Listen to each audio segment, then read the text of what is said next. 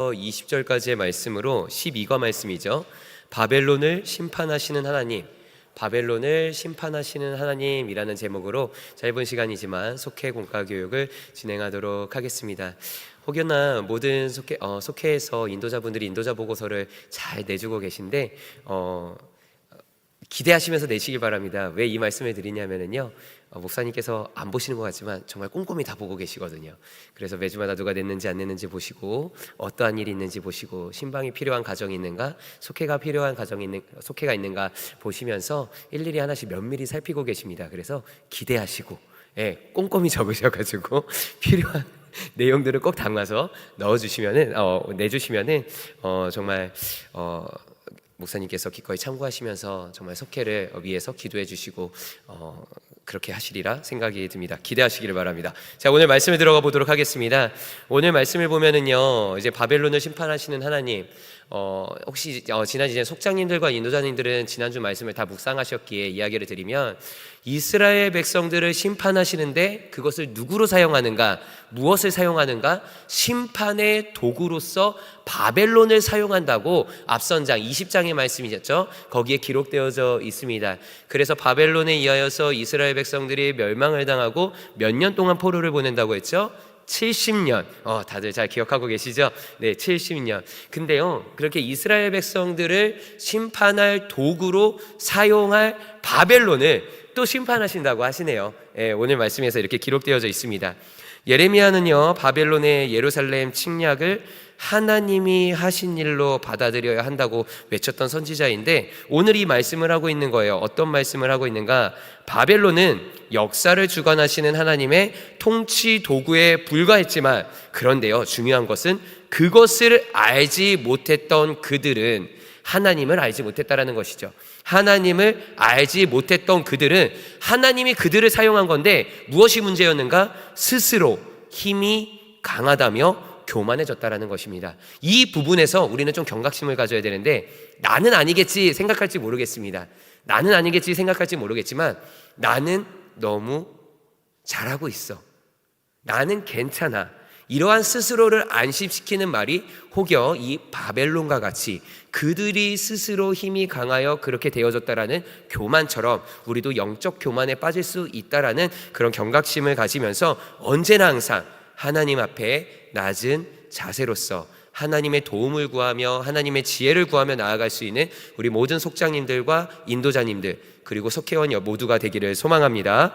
그래서 예레미야는요, 하나님의 뜻을 알지 못하는 바벨론이 심판을 받을 것이라고 예언을 하였습니다. 그럼 이제 바벨론이 심판당한 이유는 무엇인가? 세 가지를 나누도록 할 텐데, 바벨론이 심판당하는 이유 세 가지 중에 두 가지는 바벨론을 향하고 있고요, 한 가지는 이스라엘 백성들을 향하고 있다는 것을 기억하면서 먼저 첫째 같이 읽도록 하겠습니다. 시작.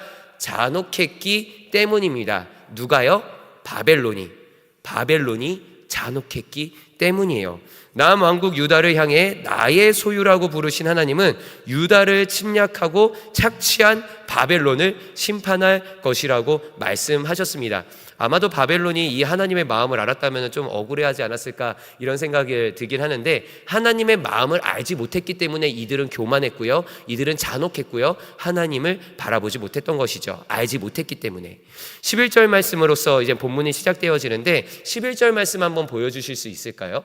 11절 말씀 한번 같이 읽도록 하겠습니다. 시작.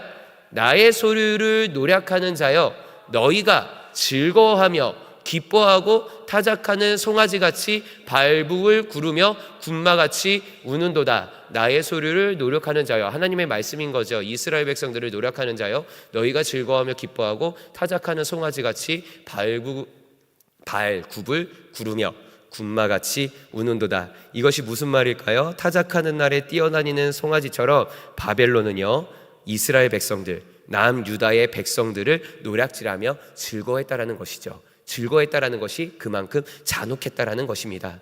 하나님은 바벨론이 즐거워한 만큼 그만큼의 수치와 치욕을 당할 것이라고 하셨습니다. 말씀을 묵상해 보시면은요, 바벨론이여 너희들이 똑같이 한 것 같이 너희들도 당할 것이다 라고 이야기를 하고 있습니다.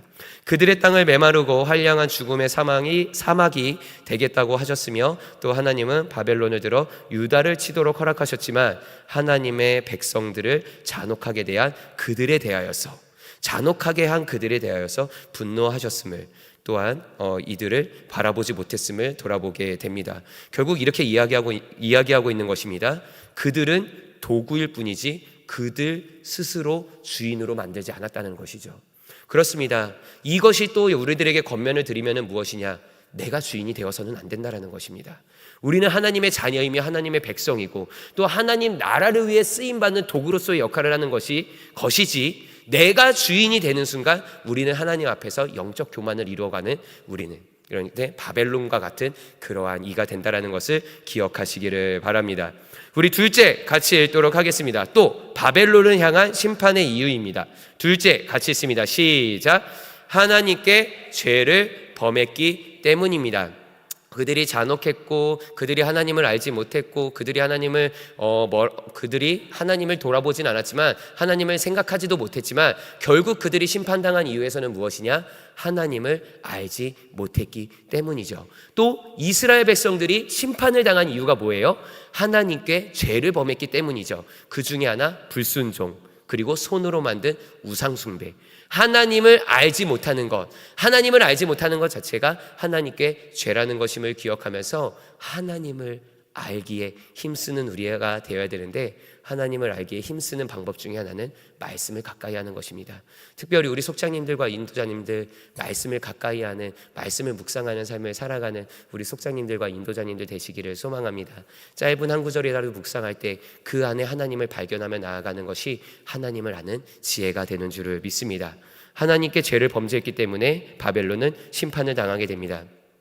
이전에 바벨론은 예루살렘을 포위하고 수많은 화살을 쏘며 고함을 치고 요새와 성벽을 처참히 무너뜨렸습니다. 강력한 무력으로 남한국 유다를 점령하고 정복하면서 자신들의 힘으로 이룬 것이라고 착각했습니다. 하나님은 교만할 대로 교만해져서 하나님을 조롱하는 죄까지 범한 바벨론이 유다에게 한 일을 그대로 당할 것이라고 14절에서 16절까지 말씀을 하고 있는 것입니다. 그러면서 두 인물을 예로 들고서 속회공과가 진행되어지고 있는데, 엘리 제사장과 사울 왕의 이야기를 하고 있습니다. 한때 이들도 하나님께 귀하게 쓰임 받았지만 하나님을 잊고 교만해지자 비참하게 몰락하고 말았다는 것이죠. 흔히 사울 왕은 너무나도 잘 알고 있는 이야기죠. 이처럼 그렇습니다. 하나님 앞에 쓰임 받는 우리로서 우리가 높아지려 할 때에 우리는 경고의 메시지를 들어야 돼요. 교만해지지 말라. 내가 높아지고 내가 잘 될수록 우리는 누구의 이름을 자랑되는가? 하나님의 이름을 자랑할 수 있는 믿음의 지혜를 갖는 우리가 되어야 될 줄을 믿습니다. 이제 셋째 읽도록 하겠습니다. 첫 번째와 두 번째는 바벨론이 심판당한 이유인데, 셋째 이제 이스라엘을 향한 하나님의 마음이 들어가 있습니다. 셋째 같이 읽도록 하겠습니다. 시작. 이스라엘을 돌아오게 하기 위해서입니다. 아멘. 바벨론은요, 예루살렘 성전을 파괴한 후에 50년도 지나지 않는 때에 바사 왕국에 의하여서 멸망당했습니다. 17절부터 20절까지의 말씀을 보면은요, 북쪽에서부터 내려오지 않고, 왜 표현을 그렇게 했을까? 북쪽에서부터 올라와서라고 하고 있거든요. 북쪽에서부터 올라와서라고, 너희들이 당한 그대로 너희들이 멸망당할 것이다 라고 이야기를 하고 있는데, 하나님은 크신 권능으로서 바벨론을 멸망시키고 자기 백성을 약속의 땅으로 돌아오게 하셔서 나라와 민족과 성전을 회복하셨습니다. 결국 이스라엘 백성들은 포로로 끌려간 상황인데, 다스리는 자가 사라졌다는 것은 무엇일까요? 포로에서 노임을 받았다라는 것이에요. 이것을 또 한번 권면해 드리면 무엇이냐? 우리는 어디서부터 노임받아야 되는가 할 때에 죄로부터 노임받는 우리가 되어야 되는 줄을 믿습니다. 그럼 어디서부터 놓일 수가 있을까요? 어떻게 할 수가 있을까요? 바로 예수 그리스도의 이름으로 우리는 노임받을 수 있는 줄을 믿습니다. 그러기에 우리는 이렇게 포로된 상태에서 노임을 받는다 할 때에 죄에 포로된 상태에서 예수 그리스도의 보혈의 은혜로서 우리는 노임받은 백성이다라는 사실을 믿으며, 그러므로 말미암아 하나님을 향해 감사하고 기뻐하며 즐거워하고 예배하는 우리가 되어야 될 줄을 믿습니다. 결국 바벨론을 심판한 이유는 하나님의 마음이 누구를 향하고 있는가? 이스라엘 백성들을 아끼고 사랑하고 있음을 들여다보시기를 바랍니다. 그 하나님이 우리를 사랑하고 있는 줄을 믿습니다. 아멘.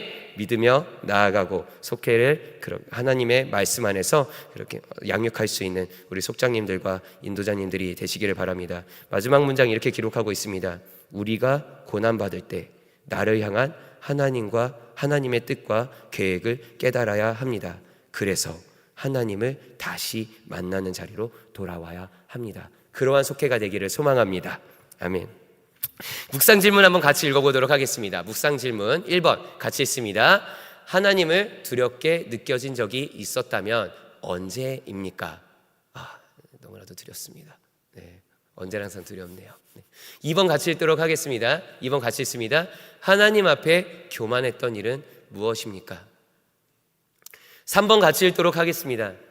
하나님의 구원과 회복을 경험한 일은 무엇이었습니까? 네. 삶에 적용하기 같이 읽도록 하겠습니다. 하나님은 연약한 자기 백성을 늘 품에 안아 회복시켜 주십니다.